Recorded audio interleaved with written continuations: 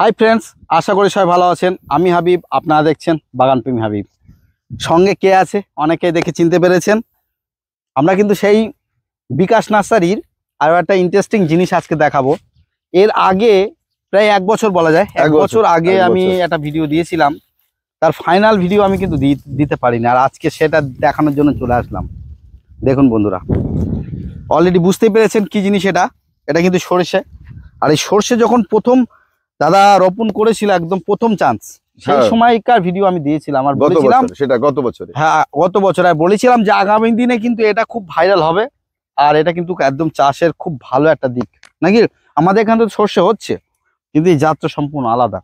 একটা গাছ, কিন্তু একটা গাছ আমি আমরা এক জায়গায় করি, এই যে একটা গাছ সর্ষের, একটা গাছে যে কতগুলো সর্ষে হতে পারে একটু আইডিয়া করে আপনারা দেখে নেবেন। এই জমিটা কিন্তু চাষ করা হয়েছে, এর আগে ওখানে একটা জমি চাষ করা হয়েছিল, প্রচুর ফলন। এক কথা, এক একটা গাছে কি পরিমাণে হবে, এটা বিঘা প্রতি যদি আমি বলি প্রায় 1500 প্লাস, 3 ফুটে 1500 প্লাস গাছ হবে। এটা 3 ফুট বাই 3 ফুটে লাগাতে হবে। আপনি 3 ফুট দূরে দূরে মাটি টেনে নিন, আলু চাষের মতো যেমন সিঙ্গেল মাটিটা। আপনি এই মাটিটা একটু দেখাতে পারেন একটু আইডিয়ার জন্য। এই যে আল মতো করেছে না, এই আল মতন করে একটু একটু মানে আমরা যেন 3 ফুট অন্তর অন্তর দিতে পারি। তার কারণ হচ্ছে একটা গাছের বেড় পুরো প্রায় কাছাকাছি 3 ফুট 3.5 ফুট নিয়ে নেবে। এই দেখুন আপনারা, এই লাইন থেকে এই লাইনের দূরত্ব এই যে এতটা, সরি এখান থেকে এত বড়, প্রায় 2 ফুট, না না 3 ফুট, 2 হাত মানে 3 ফুট। তো এই 3 ফুটে লাগাতেই হবে।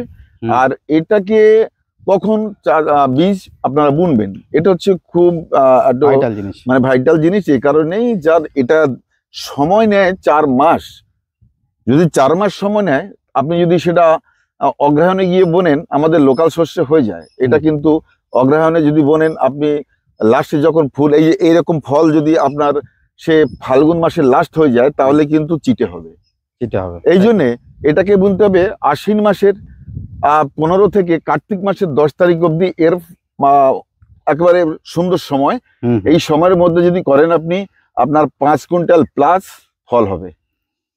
তবে গত বছর আমি করেছিলাম, আপনারা দেখেছেন, অনেকেই এর বীজ নিয়েছেন আর চাষাবাদ করেছেন।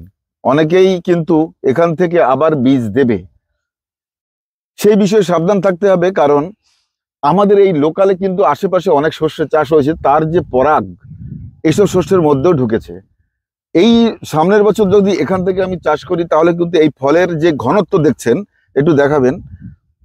এই যে ফলের ঘনত্ব দেখছেন, এই যে কতটা ঘন ফল, এক জায়গায় কতগুলো ফল, এটা কিন্তু আরো হালকা হয়ে গিয়ে স্টিক লম্বা হবে। আমাদের এই শস্যের যে চরিত্র, সেই চরিত্র জেনেটিক্যালি চেঞ্জ হবে, এরটা চেঞ্জ হবে। হয়তো গাছের গ্রোথ থাকবে, এই ফলের যে ঘনত্ব কমে যাবে। ফলে যারা আবার আমার কাছ থেকে শস্য নিয়ে অনেকে বীজ বিক্রি করবেন, সেটা কিন্তু ভালো হবে না। আমিও এই জমির বীজ দেব। কিন্তু দেখুন একদম দানাগুলো কিন্তু অনেকটাই মোটা মোটা। দেখুন মোটা, এখন কাঁচা বলে মোটা, এটা কিন্তু ছোট হবে। যাই হোক, এর প্রকৃত বীজ কিন্তু আমি দেব, সেটা এই বাগান থেকে, আমি এখান থেকে হারভেস্ট করে দেব না।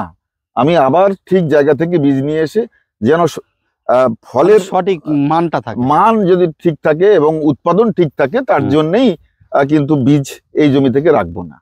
আর যদি কেউ নেন, গাছের গ্রোথ ঠিক থাকবে, ফলের কিন্তু ডিস্টেন্স, এই একটি ফল থেকে ফলের ডিস্টেন্স কমবে, ফলে সেটা ঘনত্ব থাকবে না। তো তারপরেও একটা জিনিস দেখছি, এই যে ফলটা মোটা মোটা, অনেকটা। আর যেহেতু গাছগুলো অনেক বড় গাছ, আর তার জন্য এর কিন্তু খাবার দাবার একটু ভালোই দিতে হবে। একবারে মূল সার হিসেবে আপনারা ফসফেট, পটাশ, ইউরিয়া এইগুলো ব্যবহার করবেন। আর সালফার অবশ্যই দেবেন। আর তার সাথে যত পারেন জৈব সার আপনি দিন, তাতে কোনো সমস্যা নেই। জৈব সার আপনি যত পারেন দিন। তবে আপনি যদি আশ্বিনের 15 থেকে কার্তিকের 10 তারিখের মধ্যে লাগাতে পারেন, আপনার ভালো শস্য হতেই হবে। তবে এই ভিডিওতে আমি বলে রাখি, ধরুন আপনার তখন বৃষ্টিপাতের কোনো সমস্যা হচ্ছে, আপনি নরমেই সার ফার দিয়ে, কাদা যদি জল থাকে তাও যদি মাটি টেনে দিয়ে রেখে দিন, দেখবেন কোন সপ্তাহে না কোন সপ্তাহে হয়তো বৃষ্টি হলো না, আপনি ওর মধ্যেই 2 হাত দূরে দূরে 4-5টা বীজ দিন, 100 গ্রামে বীজে আপনার 1 বিঘে হয়ে যাবে 4-5টা বীজ দিলেও। তো এই সেখানে 4-5টা ধরুন 5টা গাছই উঠলো, আপনি 2টো গাছ রাখুন আর গুলো তুলে ফেলুন। আমরা বেশি কেন বীজ দিলাম, 100 গ্রাম বীজ টার্গেট করছি। কোথাও যদি আমার একটা গাছ ওঠে, কোথাও যদি না ওঠে, আমার তো 100 গ্রাম বীজ আমি ইউজ করে দেবো, অসুবিধা নেই, বুনে দেবো। তাহলে 100 গ্রামই হয়ে যাচ্ছে, 4-5টা বীজ দিলেও 100 গ্রাম হয়ে যাবে। তাহলে আমি যেন কোনো জায়গা মিস না যায়, তার জন্য কিন্তু আমি 4-5টা বীজ দেবো, সেখানে অতিরিক্ত গাছ তুলে ফেলবো। তাহলে তুলে ফেললে আপনি তখনই গাছ উঠে গেলে, আপনার যেহেতু উঁচু করা রয়েছে, আগে পিলি করা রয়েছে, তাহলে বা অনেকে ভাটি বলেন, এরকম ভাটি করা, সিঙ্গেল ভাটি, তো ওতে আপনি লাগিয়ে যান, আপনার শস্য কিন্তু হয়ে যাবে। তখন কিন্তু বৃষ্টি একটু হয়ে গেল, তখন বৃষ্টি কমতে থাকে অলরেডি, ওই সময় আশ্বিনের পর থেকে বৃষ্টি কমতে থাকে। তো এইভাবেও কিন্তু রিস্ক নিয়ে চাষ করা যায়, আমি বলছি হবে। আর পরে নরম বৃষ্টি হলে বা সেচ দিলে সার দিয়ে দেবেন। আর একটা জিনিস আপনাকে একটু জিজ্ঞাসা করি, ধরেন আপনি এর আগের বছর যেহেতু প্রথম নিয়েছিলেন, আগের বছর প্রথম করেছিলেন, হ্যাঁ, চ্যানেলে ভিডিও দেওয়া আছে বন্ধুরা, আমি এই ভিডিও ডেসক্রিপশন বক্সে আগের ভিডিওটার লিংক দিয়ে দেবো, আপনারা দেখে নিতে পারবেন ছোট অবস্থায় গাছটার কতটা এরিয়া ছিল আর বড় হওয়ার পরে কতটা জায়গা নিয়েও বড় হয়েছে। আর আইডিয়া করে বুঝে নিতে হবে যে কতগুলো একটা গাছ থেকেই ফল, বা কতগুলো মানে কতটা ফল হতে পারে, বা ওইটা কতটা হতে পারে। এটা উচ্চ ফলনশীল। এটা তো আমি তো প্রথমে, আপনারা জানেন আমার কালচারই এই যে আগে কোনো একটি জিনিসকে স্প্রেড করতে গেলে নিজেকে আগে দেখতে হবে। অবশ্যই নয় আমি একটা বীজ আনলাম, চোখ বুঝে দিতে শুরু করলাম মানুষজনকে, তারা দেখলো এখানে এই ক্লাইমেটে হচ্ছে না, কিন্তু সেটা কিন্তু আমরা দেখা হয়ে গেছে, সেটা আমরা দেখেছি এবং আপনারা নিজেরা দেখছেন। ফলে এই বিষয়ে কোনো সন্দেহ নেই যে এখানে হবে না, তবে টাইমটা কিন্তু আগে লাগাতে হবে। দেখ এবছরে যা ফলন হয়েছে, বা এর আগেও তো একবার হয়েছে ফলন, সে অনুযায়ী আমাদের যে লোকালে যেসব সরষে আছে তার থেকে এবার বিঘা প্রতি 2 কুইন্টাল বেশি হবে, 2 কুইন্টাল বিঘা প্রতি বেশি হবে। এবারে বন্ধুরা নিজেরা একটু আইডিয়া করে নিন, কিন্তু আমাদের বীজও কম লাগছে, শুধুমাত্র আমাদের একটু পরিচর্যা করে বসাতে হবে, যে আমাদের লাইনিংটা ভালো লাইন করে, আর অন্তত 3 ফুট অন্তর অন্তর রোপণ করা। আচ্ছা, তাহলে কিন্তু আমি একটু বলি, এই যে শস্যের পর্যায়ে এখন, এবং অনেকে কিন্তু অনেক নাবি করে লাগিয়েছেন, অনেকের ফুল আসছে এখন, তাদের কিন্তু শস্যে এই পরিমাণ পাবে না। আপনারা যারা নাবি করে লাগিয়েছেন একটু আমাদের এই ভিডিও ফলো করুন, দেখছেন আমাদের শস্যে অলরেডি ফুল শেষ। তো তার মানে আপনাদের এই পর্যায়ে হলে ওই ফলন, আমি যে ফলন বলেছি সে ফলন পেতেন, কিন্তু আপনাদের শস্যে যদি গরম পেয়ে যায়, ফল যখন এই রকম এই যে কচি অবস্থায় থাকে, তখন যদি গরম পেয়ে যায়, ভেতরে কিন্তু ফলের চিটে হয়ে যায় বেশি, আর সেটাই হবে কিন্তু নাবি শস্যেতে। আর এতে এবং যাদের গাছ এই 2 ফুট 3 ফুট 4 ফুট রয়েছে, এটা কিন্তু আমাদের ভেতরে 6 ফুট থেকে 7 ফুট অব্দি গাছ রয়েছে। যাই হোক, আপনারা বিশেষ করে এখন ধসা পচার জন্য আমি স্পিন বা সাপ, ডাইথেনেম এই ওষুধগুলো ব্যবহার করতে পারেন। আর বিশেষ করে দিতে হবে জাপ পোকার ওষুধ, যেটা কিন্তু আমার এখানে প্রচুর জাপ লেগেছে, আমি দেখতে পাচ্ছি, কিন্তু আমি এতদিন বোঝা যাচ্ছে না লেগেছিল। এই যে ফলগুলো ছোট হয়েছে না, এগুলো জাপে চুষে দেখুন, এই যে এই ফলটা কত বড়, এই ফলগুলো ছোট, এটা কিন্তু জাপ পোকার জন্য হয়েছে। তো আপনারা এখনই সতর্ক হয়ে যান, জাপ পোকা আপনি 1-2টো বাগানে দেখলে ভাববেন যে অনেক আছে ভেতরে। ফলে আপনি ট্যাপগড়, এখন আগে রোগার দিত মানুষজন, কিন্তু রোগার এখন মনে হয় পাওয়া যাচ্ছে না, এখন ট্যাপগড়, টাটা কোম্পানির ট্যাপগড়, ওটা আপনি ব্যবহার করবেন লিটারে, প্রতি লিটার জলে 2 ml থেকে 2.5 ml। আর এটা 15 দিন অন্তর অন্তর করা দরকার, নয় কিন্তু শস্যের কখন যে পোকা লেগে, ছোট পোকা তো কেউ দেখে না, তো ওই যে পোকা লেগে আপনার ক্ষতি হতে পারে। তাই 15 দিন অন্তর এটা স্প্রে করুন, অবশ্যই স্প্রে করুন। তাহলে একটু পারফেক্ট টাইমিংটা বলে দেন, যে কোন সময়, মানে কোন মাসে করা উচিত? ওই তো বললাম, আশ্বিনের 15 থেকে কার্তিকের 10 অবধি এটার প্রথম পর্যায়ে। এবার যত করবেন আস্তে আস্তে নাবি হতে থাকবে, আপনার প্রকৃত শীতের মধ্যেই কিন্তু ফল পুষ্ট হলে ফলের দানা বড় হয় এবং ওজনে বাড়ে। তা আপনি যত লেট করবেন, আপনার ততই চিটে বেরোবে আর আমার বদনাম হবে। অবশ্যই একটু ঘুরে একটু ঘুরে দেখানো দরকার। একটু ঘুরে দেখাও যে কিভাবে, দেখো আমি একটু দেখাই। এক একটা গাছে আমি তো সব মানে গোল করে কিন্তু সব গাছ এরকম করে ধরে আনতেও পারছি না, কিছু কিছু গাছ দেখুন কতটা এরিয়া নিয়েছে বন্ধুরা, দেখুন কতটা এরিয়া দেখুন, মানে এর কি এই পরিমাণে সর্ষে হতে পারে। আগামী দিনে এই শস্য আচ্ছা, মাছ খেয়ে যাবে। এমনি নর্মাল আমাদের শস্যের মতন ঝাড়া মানে যে আমাদের ঝাড়তে হয় বা এর থেকে আমরা বীজটা বার করার যে সিস্টেমটা হ্যাঁ, হ্যাঁ। একই প্রায়। ব্যাপারটা হচ্ছে এখন তো মেশিনেই করে নিচ্ছে সব। হুম, হুম, আপনি এই যে সর্ষেটার এই গোড়ার দিক জায়গায় থেকে কাটবে, দেখাও। গোড়া পড়ে থাকবে, হুম, হুম, এখানে কাটবে, হুম। আর এটা মেশিনে চলে যাবে। আবার যদি কেউ ঝাড়তে ইচ্ছে করে, তো এটা তো বড় গাছ, ঝাড়তে সুবিধা। এই গাছটা দেখাবো অনিন্দ, শক্ত গাছ। আপনারা একটা জিনিস ভাবুন, এই গাছটা দেখাও কি হয়েছে একটু ভাবুন বন্ধুরা। আর এই যে সর্ষের কিন্তু এই যে রোগ, হুম। এই রোগ কিন্তু সর্ষের রয়েছে। যদিও আমি আপনাদের বলছি, আমি নিজেই ট্রিটমেন্ট করে পাচ্ছি না, মানে পাচ্ছি না বলতে ওষুধ তো দিতে হবে, তারপর তো রোগ কমবে। আমার এতটা এরিয়া, ফলে আমি অনেক সময় আমি ভুলে যাই যে কোথায় কি দিতে হবে। যাই হোক, এই যে এই পচাটার জন্য আপনারা ছত্রাকনাশক অবশ্যই ব্যবহার করবেন। যেমন এই গাছটি একটা এই স্টিক পাওয়া গেল, দেখছেন এখানে সাদা সাদা হয়ে গেছে পচে, আর এই ফলগুলো তার মানে ড্যামেজ। যাই হোক, পরবর্তী সময়ের কিন্তু খুব ভালো, এটা কিন্তু চাষিদের আমার মনে হয় খুব ভালো একটু।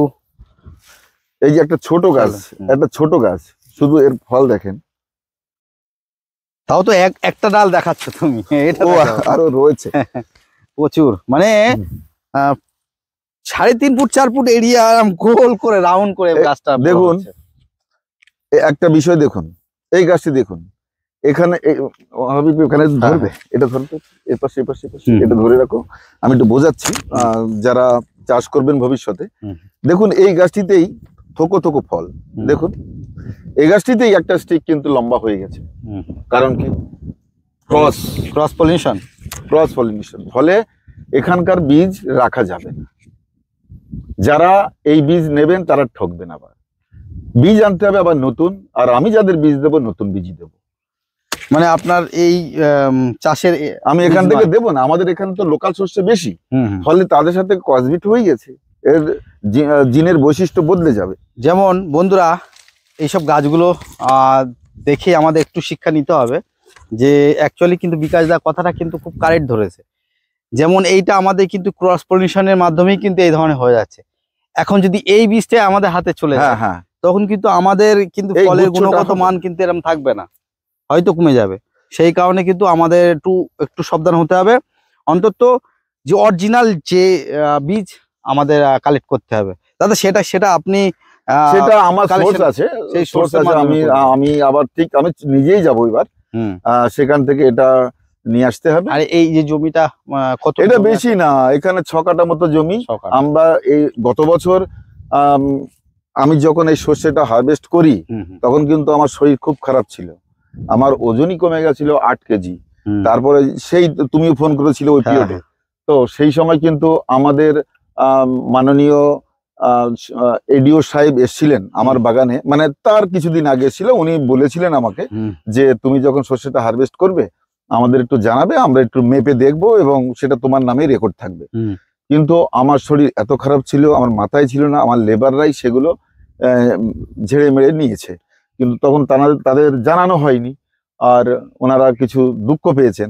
তার জন্য আমিও ক্ষমা চাই স্যার আপনাদের কাছে, কারণ আপনাদের জানানো হয়নি। আমার সত্যি শরীর খারাপ ছিল, এবং সেটা ভিডিওতে তৎকালে পরবর্তীতে কিছু ভিডিও দেওয়া হয়েছিল বিভিন্ন চ্যানেলে, আমার শরীর দেখলেই বুঝতে পারবেন। ওনাদের জন্য আমার খারাপ লাগছে, কারণ ওনারা একটু মাইন্ড করেছেন, তার জন্যই বলছি।